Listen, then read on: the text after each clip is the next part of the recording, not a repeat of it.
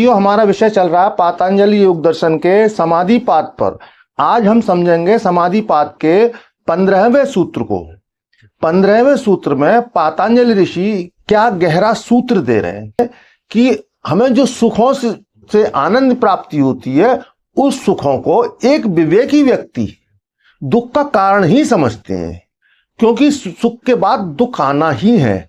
और जब दुख आएगा तो इस सुख की जो आनंद की प्रतीति हो रही है, इसकी स्मृति हमारे साथ होगी। बार बार हम इसकी स्मृति को याद करेंगे, मनन करेंगे और अधिक दुखी होंगे। हम अधिक दुखी अपने दुख से नहीं होते, जो हमारी स्मृतियां हैं, जो हमने सुखों को भोगा, उन स्मृतियों के कारण हमें अत्यधिक दुख होता है।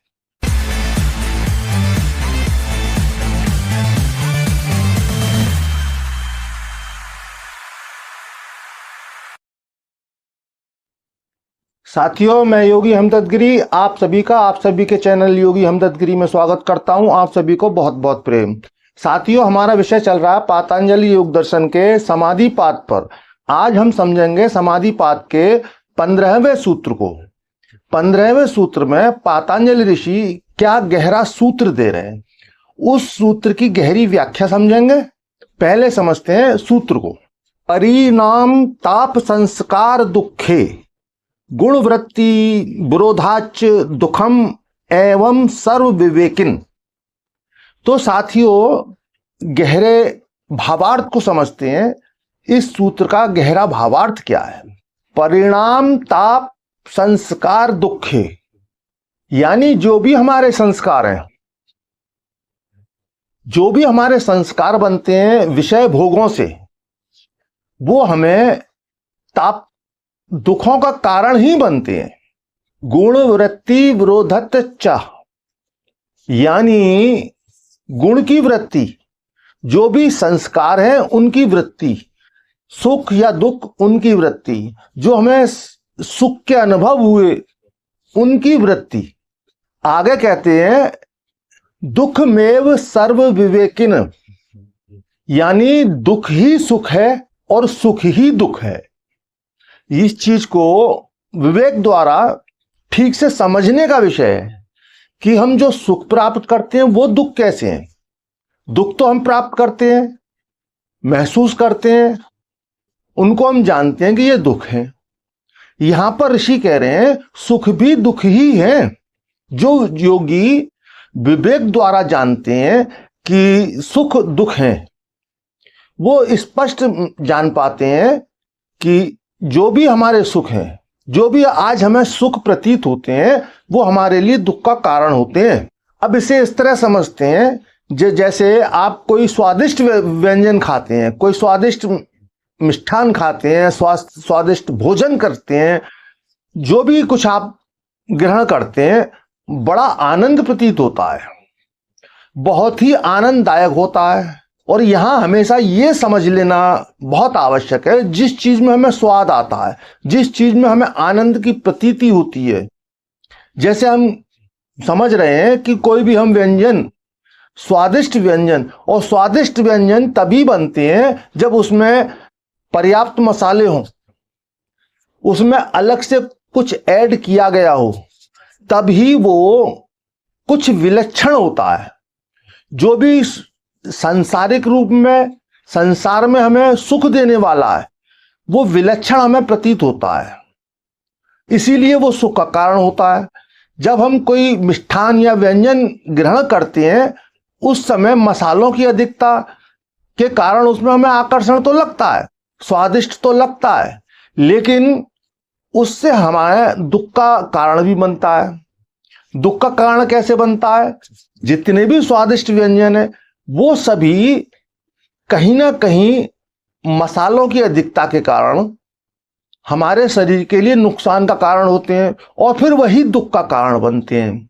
इसी प्रकार हमारे जीवन में जो भी सुख हमें प्रतीत होते हैं, वो दुख का कारण बनते हैं, क्योंकि जो आज हमारे लिए सुख है, उन सुख के ना रहने पर, जब वो सुख ना रहेंगे, लेकिन हमें आदत पड़ चुकी है सुख की, तो बार बार हमारी स्मृति में वही सुख उभर उभर के आएंगे। हम पिछले जीवन की जो पास्ट हमारा गुजर चुका है, जो हमारा पास्ट में हमने बहुत आनंद व्यतीत किया, सुखों का भोग किया, तो वो हमारे लिए दुख का कारण बनता है। तो यहाँ ऋषि समझाने का प्रयास कर रहे हैं, ऋषि बताने का प्रयास कर रहे हैं, जो आज हमें सुख प्रतीत हो रहा है वही कल हमें दुख का कारण बनेगा। क्योंकि जो आनंद और जो सुख की प्रतीति हमें हो रही है वो हमेशा स्थिर नहीं रहेगी। यहां यह समझ लेने की बात है कि संसार में कुछ भी स्थिर नहीं है, ना दुख स्थिर है ना सुख स्थिर है। दुख भी चले जाने वाला है, सुख भी चले जाने वाला है, कुछ भी यहां स्थिर नहीं है।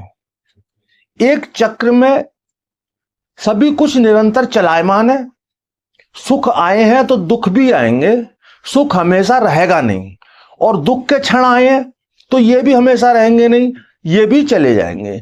तो ये समझ लीजिए आप, ये समय होता है सुख और दुख का हमारे लिए एक अवसर। सुख के क्षणों में, जिस क्षणों में हम सब कुछ कर सकते हैं, उस क्षणों में ऐसे कार्य करें जिससे कि हमारे प्रारब्ध, हमारे संस्कार श्रेष्ठ बने और जिनके परिणाम हमें अच्छे प्राप्त हों।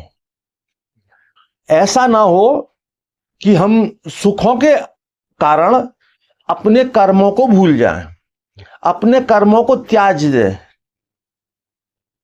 अपने कर्मों पर ध्यान ना दें, अपने कर्मों को श्रेष्ठ ना रखें। तो साथियों, और दुख में भी हमें यह सोचकर बहुत ज्यादा दुखी नहीं हो जाना चाहिए कि हमारे ऊपर दुख चल रहे हैं। दुख हमेशा रहेगा नहीं, क्योंकि सुख हमेशा नहीं रहा, सुख था वो भी नहीं रहा, तो ये दुख भी कैसे रहेगा। शाम आई फिर रात आई, रात जब नहीं रही सुबह आई, जब सुबह भी नहीं रही तो फिर रात आई।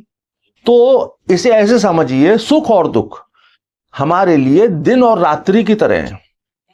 रात्रि आएगी तभी दिन भी आएगा, और दिन होगा तो रात्रि भी होगी ही, ये निश्चित है।